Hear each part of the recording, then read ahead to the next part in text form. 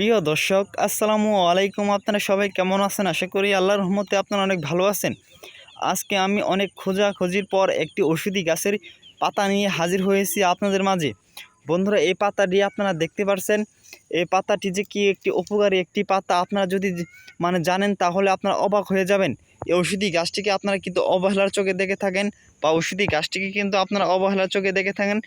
আগাছা বলে আপনারা কিন্তু ওষুধি গাছটিকে আপনারা তুলে ফেলেন। বন্ধুরা, ঔষধি গাছের এই পাতাগুলো দেখতে পাচ্ছেন। এই পাতাটি হচ্ছে ঢেঁকি শাক। ঔষধি গাছটিকে ঢেঁকি শাক নামে সবাই চিনে থাকে আমাদের গ্রাম অঞ্চলে। আপনাদের অঞ্চলে ঔষধি গাছটিকে কী নামে ডেকে থাকে অবশ্যই বন্ধুরা কমেন্টে জানিয়ে দিবেন। বন্ধুরা, ঔষধি গাছের পাতাটি আপনারা যদি সেবন করেন তাহলে আপনাদের গ্যাস্ট্রিকের সমস্যা, বুক জ্বালা পোড়া দূর হয়ে যাবে। বন্ধুরা, ঔষধি গাছের পাতাটি বহু পরীক্ষিত। এই পাতাটি আপনারা কিভাবে সেবন করবেন তা আমি আপনাদের বিস্তারিত নিয়মটি বলে দিচ্ছি।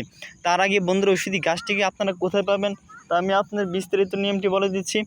ঔষধি গাছটিকে প্রথমে আপনারা খুঁজে নেবেন রাস্তাঘাটে। ঔষধি গাছটিকে যদি আপনি একটু ভালোভাবে খোঁজ করে দেখেন তাহলে ঔষধি গাছটিকে বিভিন্ন রাস্তাঘাট, বিভিন্ন জঙ্গল বা কোনো সবজি ক্ষেতের আশেপাশে আপনারা ঔষধি গাছটিকে পেয়ে যাবেন।